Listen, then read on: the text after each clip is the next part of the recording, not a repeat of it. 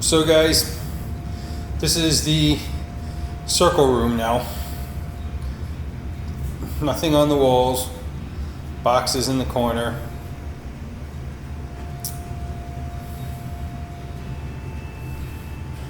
Remnants of what used to be. No more herb shelf. No more.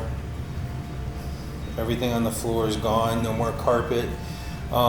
This is the shot that you were used to seeing when I would do my previous Witch in the Workings.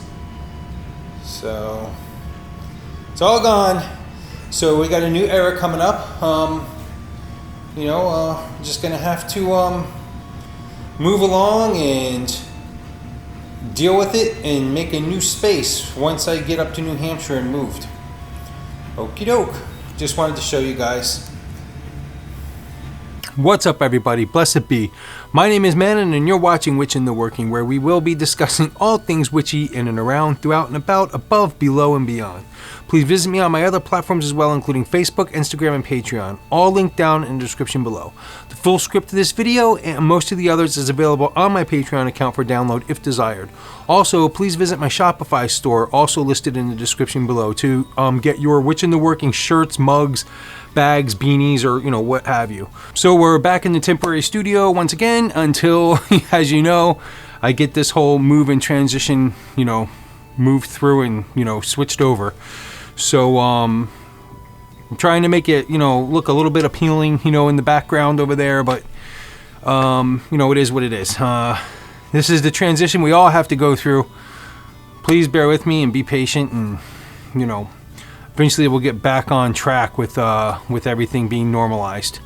But regardless, we as witches are almost always getting our hands dirty in one way or another, both magically and literally. One of the things that is so stereotypical of a witch is the cooking, building, and or utilizing strange and often very unorthodox sounding ingredients that we are concocting to put to some extreme magical use in our teas, brews, incense oils, poppets, and sachets, to name a few. I mean, who hasn't seen the occasional old cartoon or TV show where the witch is hovering over a giant cauldron while she mysteriously adds Eye of Newt, tongue of bat, and virgin's blood and tail from a cat, as her boiling cauldron explodes with excitement as each ingredient enters the pot, causing demonic and supernatural whiffs of smoke, sparks, and fire throughout her lair. So where did this witch come up with all of these horrid sounding ingredients? What pet store did she invade to harvest the parts from these poor creatures, so to speak? In this episode, we'll be talking all about this and this practice of harvesting our witchy ingredients called wortcunning. So let's get into it and roll the intro.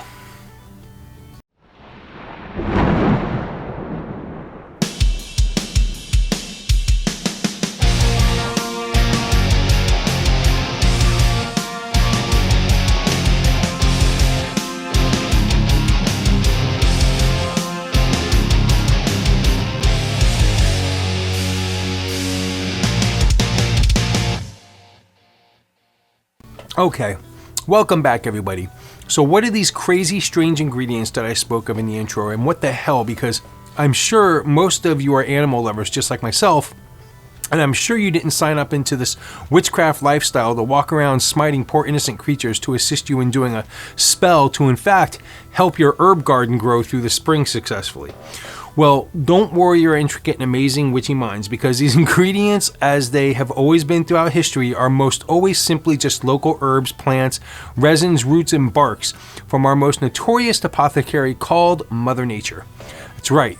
No one has to go around in a mad search looking for snakes, bats, cats, dogs, turtles, fish, and virgins to gather these most popular herbal ingredients, as anyone can purchase these ingredients from Amazon, a local botanica, or an occult shop. And for some of us lucky enough to live in the right area, can even go out and harvest these plants from the wild. Some of us live in the correct environment to grow our own stock. Wortcunning is, according to Wikipedia, the knowledge of healing and magical properties of plants combined with the practical skills required to make use of this knowledge. That is, the knowledge of herbal lore and the use of simples, as well as the skills for making salves, potions, and other herbal preparations for healing, cosmetic, and magical use, as well as the skills and knowledge involved with growing and wild harvesting the necessary herbs. Brewing beer, wine, and spirits can also fall under the skills implied by the term wortcunning. Wortcunning comes from the Old English wort, which refers to any useful plant, and cunning meaning practical knowledge or cleverness. It is considered by many witches to be an essential skill. So what are some of these plants that we most commonly use today and their folklore names that they were given years ago? Fenugreek was once called bird's foot, chamomile, blood of Hesea, yarrow, devil's plaything, basil, devil plant, valerian, bloody butcher, dogtooth violet, adder's tongue, vervain, enchanter's plant, cinquefoil is five fingers, and mullein is hare's beard. Many times these herbs took on these folk nicknames because this is what the particular plant resembled to the common practitioner. Sometimes the names came from a particular effect caused by the herb or plant. Regardless, you can see how these strange names gave Cowans, non-witches, the wrong idea about what we witches were doing to create their medicines, tinctures, and whatever else the common folk would ask for assistance with. Wortcunning, or the use of plants and herbs, has been in practice by cultures around the world throughout the centuries, all the way to present day. Tribes of peoples and villages all over the world have always had a shaman, medicine man or woman, witch, or magical person that has the knowledge and skills to identify, collect, or harvest, prepare and utilize multiple different medicinal herbs and plants to cure the sick, nudge one's luck, pacify one's negative emotions, solidify a good night's sleep, and even as an aid to altered states of consciousness. That last one seems to be a favorite nowadays, as it has been for centuries. There's something about aiding altered state of consciousness that has just put the soul in everyone's metaphysical jamboree for ages. Okay, so let's talk about what you can do to start practicing the art of wortcunning as an up-and-coming or seasoned witch that you are. So the first thing you're going to want to do is to learn about the herbs and plants that you're going to be working with. I recommend one Scott Cunningham's Encyclopedia of Magical Herbs to help identify some herbs and plants, but one thing about this book, even though I love it, it is in black and white, and the pictures of the herbs and plants are drawn, which can be more than misleading. But the descriptions and explanations are awesome. So you should totally look into it and see about getting a text that actually has color photos of each plant and herb, as this is safest in identifying these things, which can ultimately be poisonous and kill you. So you don't want to make a mistake and think you're making chamomile tea with this amazing flower that looked like chamomile but was something else. According to many experts, when it comes to identifying plants, flowers, herbs, etc. in the wild, it's best to learn from a local expert in person. Someone who can physically take you out and see, touch, smell, and taste the specific local shrubbery in your area. I totally agree with this, as this is the safest way not to make a mistake, as many of these things can be so similar, and again, you don't want to, make a fatal mistake. So when it comes to identifying these plants, definitely do your homework diligently, or you could be very, very sorry of the outcome. Also, whatever you do, do not pick a bunch of plants and take them to a local plant store or nursery in your area in hopes to get these things identified quickly and easily by an expert at said nursery. The nursery will kick you out in 2 shakes of a lamb's tail, as this is introducing potentially devastating weeds, disease, or invasive species to their population of plants, and ultimately cost them thousands in trying to remedy the situation. So again, just don't do this. It's extremely frowned upon and ultimately could cause tons of damage just because you had a few weird plants in your paper bag. If anyone has any suggestions for some great identifying resource, whether it be book or video, please let us all know in the description below what you use. Personally, I purchase all of my herbs from either a local craft store or Amazon, as this eliminates the guesswork, and frankly, I just don't have the time to go harvesting a lot, but maybe this will change for me in the near future. Who knows? Also, there really just isn't that much to harvest and work with in South Florida area as far as I know. Maybe some chamomile patches at best, but that's about it. Then again, maybe I'm wrong. Does anyone else who lives in South Florida, is there anything that grows wild here that is usable in our magical practices besides, cannabis? So let's talk a little bit about planting our own seeds to grow our own garden of goodies. This will probably be the best and safest way to obtain your own plants for a lot of us. One great way to do this is to go to your local Home Depot or Lowe's or whatever gardening center and purchase a plant starting kit. This is a kit which will contain small soil buttons that resemble a charcoal block and are pre-treated with nutrients and what have you to kickstart whatever seed you decide to plant within them. Choose some seeds of herbs or plants that you will want to grow, and it's very important to make sure these things can grow in your area, especially if you're ordering seeds online. Follow the directions on your starter kit for tips and guidelines on getting your seeds to grow quickly and healthy. After you've planted your seeds, and with the right amount of tender love and care, it shouldn't be long before you start to see the little dudes pop their beautiful little heads up for the first touch of light and breath of fresh air. Once your plants begin to sprout about 2 inches to 4 inches in height, you can then transfer them to an outside garden if you wish. In circumstances with many herbs and some plants, you can just transfer them to a larger pot and continue to grow them inside on the window ledge, for instance. Grow lights are another option these days, like this one I keep over my kitchen sink. Indoor gardening has never been easier. Growing lights for indoor plants allow you to cultivate a wide variety of plants at any climate during any time of year. These growing lights are especially designed to substitute natural sunlight, stimulating photosynthesis and providing the right color spectrum where the plant can grow and flourish. With the right fixture or bulb, you can have delicious tomatoes in the dead of winter or award-winning violets year-round. Use common sense when choosing an area to transfer your plant outside. You want an area that will allow for some rain, not too much light and not too much shade either. Usually the side of a building works well because part of the day there's sunlight and part of the day there's shade. Just make sure you allow for natural rain to get to the plants too.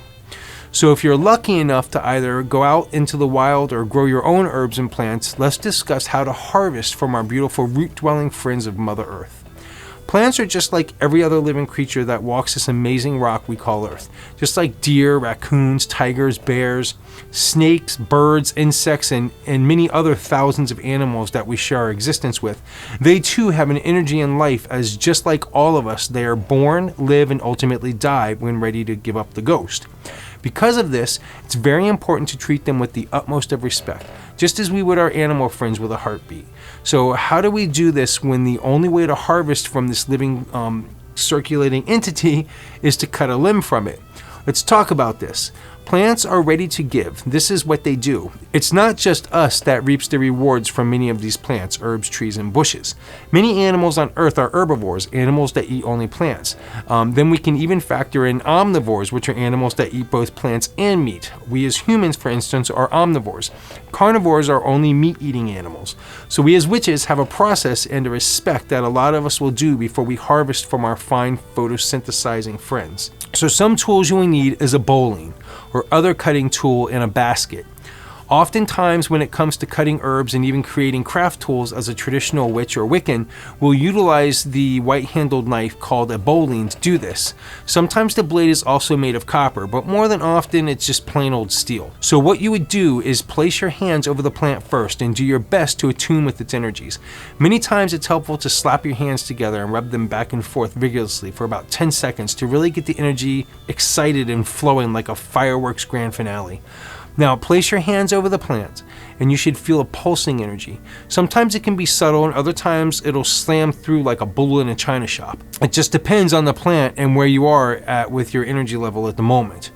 Sometimes if you don't feel it right away, you can also visualize your energy protruding from your hands outward and enveloping and mixing in with the plant's energy. See the energy mixing with the plant's aura, and when you're ready, slowly suck the energy back into your hands. This is a really cool method of being able to sense energies that I actually learned from another YouTubing witch out there. I think it was Hearth Witch actually that taught me about that. When this has been done, thank the plant for its about to be contribution and leave a gift for the plant. I personally love to use little crystals pushed into the soil at the base of the plant.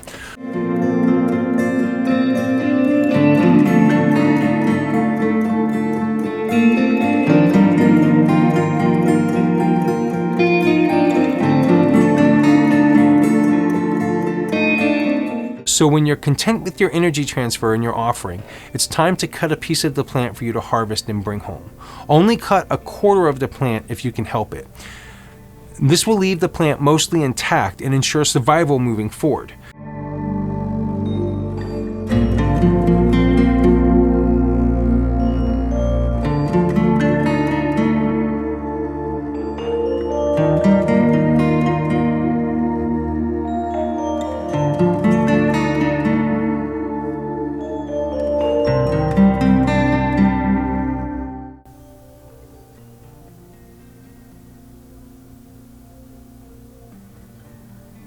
I can hear you.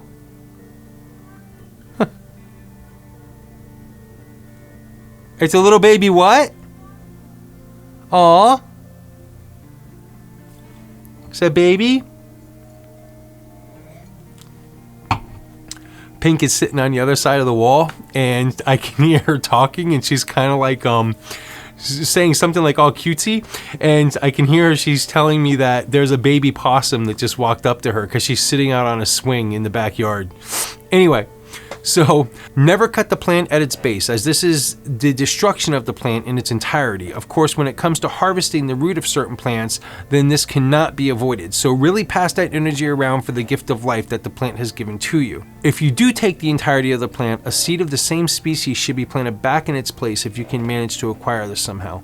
As you harvest these plants and herbs, place them in your basket. Try and separate them in layers if you can, like maybe place a small rag or even a paper towel between the stacks of herbs in your basket. Also, try and harvest your plants and herbs during mid-morning when the leaves are dry but before the hot midday sun starts crashing down upon us. Once you're done harvesting, head home with your bounty and prepare for the next step. Also, keep in mind that many of us don't have access to forests, fields, or woods to gather these herbs without going to a park to do so. For instance, here in South Florida, the only way to visit nature is basically to pay for it because you have to go to a park in order to do so. Parks frown very much upon people taking plants from the park, and in fact, if caught, you can be heavily fined for doing so.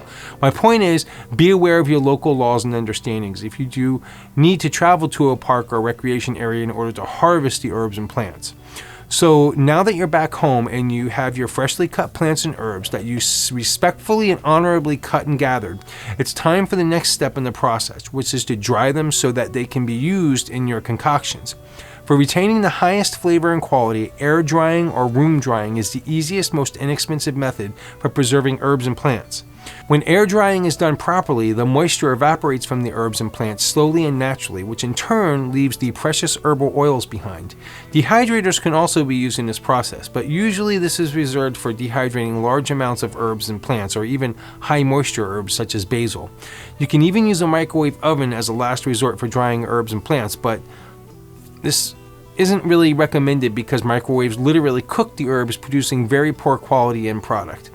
To air dry herbs properly, follow these steps.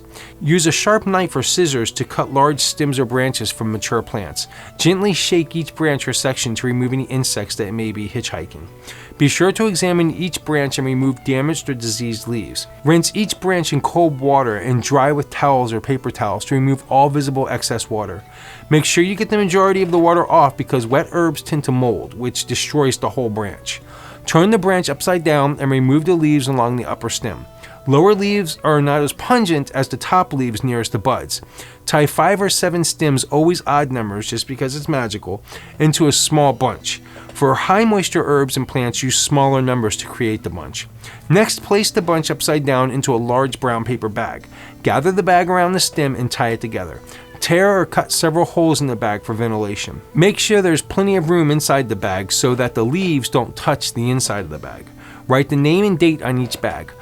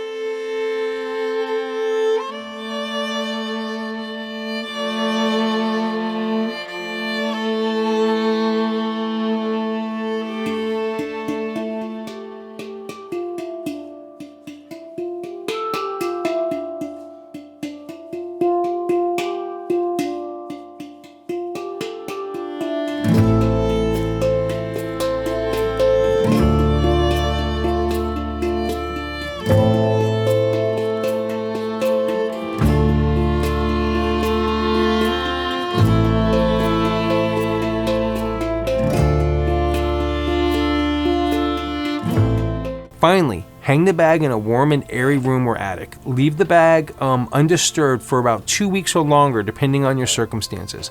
After a few weeks, when the leaves are dry, check for any signs of mold growth. If you do happen to find mold, toss the entire bunch and try again. If not, strip the dried leaves from the stems and discard the stems. Crush the leaves if desired, but keep in mind that whole herbs retain their flavor longer than crushed, ground, or rubbed herbs. Storing your herbs is just as important as the rest of the process. Store your dried herbs in a small airtight container away from light. Zip closure plastic bags, colored baling wire jars, and ceramic crocks can be used for storage. I personally love using mason jars myself. Label and date each container, and also don't be afraid to list magical properties and purposes on the jars too. Again, be sure to store your herbs in a cool, dry, and dark place away from sunlight. Dried herbs keep for years, but for the best results, use whatever you put together within a year. Most herbs will diminish in flavor with age, and a larger amount will be needed to achieve the desired flavor in cooking or making teas and brews. To enchant your dried herbs, you should create a workspace to put your concoction together. Make sure you have a mixing bowl and at least 2 mortar and pestles, which would be one for toxic and one for non-toxic plants and herbs. As you grind each herb, if chosen to do so, visualize your intent for the working about to be performed, and maybe even chant a word or two appropriate for the working. You're not actually placing the power of the herb into the herb, as this is naturally what the herb is already possessing. You're actually just telling the herb's power what you want it to do and affect. So it's like a cab driver. You're not telling the cab driver how to drive, you're simply telling him or her where to go. Same with enchanting the herbs. After grinding each herb, place it into the mixing bowl. When you've ground up all the herbs you're going to use and place them in the mixing bowl, place your fingers into the mixtures in the bowl and begin to mix the herbs thoroughly. If you are for some reason using poisonous herbs, be careful on what you do with your bare fingers. Maybe wear a rubber glove or something. Again, common sense prevails here. This is the time when you really give that big bang to your enchantment of the herbal mixture. Close your eyes and strongly visualize your intent as you knead the mixture. Chant or even sing appropriate words to aid in the enchantment if you so desire. Do this until you feel the power tingling in your fingers and herbs, or you feel that you've empowered and enchanted the mixture enough. Congratulations, your mixture is now empowered and ready to use. Again, there's no need to consecrate the herbs before utilizing them, as this is working against their natural energies. If you're using cinnamon for protection, why on Goddess's green earth would you consecrate and purify the natural protective energies within the cinnamon before you use it? It doesn't make any sense, so don't do it. So once you have a collection of herbs and oils, there are a plethora of different concoctions that can be made up and utilized within your magical practice. Oils can be created from dried herbs by soaking the herbs in an oil base, therefore extracting the oils from the herbs into the base oil. Tinctures are concentrated herbal extracts made by soaking the bark, berries, leaves, dried or fresh, or roots from one or more plants into alcohol or vinegar. The alcohol or vinegar pulls out the active ingredients in the plant parts, concentrating them as a liquid. Brews and teas can be made from your herbs, both as magical directives or simply just for pure enjoyment. Salves and rubs can be made, powders for protection spells, and stuffing for poppets even. Of course, one of the main uses of these dried herbal treats is to mix and utilize in incense mixtures. I recommend always using a resin-based incense, for instance, frankincense, dragon's blood, myrrh, or copal, with your dried herbs to create a truly magical incense, as the resin helps the mixture blend and burn stronger and longer. I also totally recommend getting a few home remedy books and make some of your own medicines, such as sunburn ointments or vapor rubs or teas for calming a headache or helping you sleep. All very witchy things and truly down to earth and magical. After all, many of us witches in days of old were also the doctors and medicine people to help the fellow villagers. Well, that's going to wrap up this episode of Witching and Working. Do you work with herbs? Do you grow your own herbs and plants? Let us all know in the comments below. And also, if you have any good recipes for incense, oils, and brews, please share them below. As usual, please give me a thumbs up if you like this video and subscribe to my channel. And don't forget to ring that little bell and click the all so that you will be reminded of future episodes to come. I love you guys and gals. Until next episode, blessed be.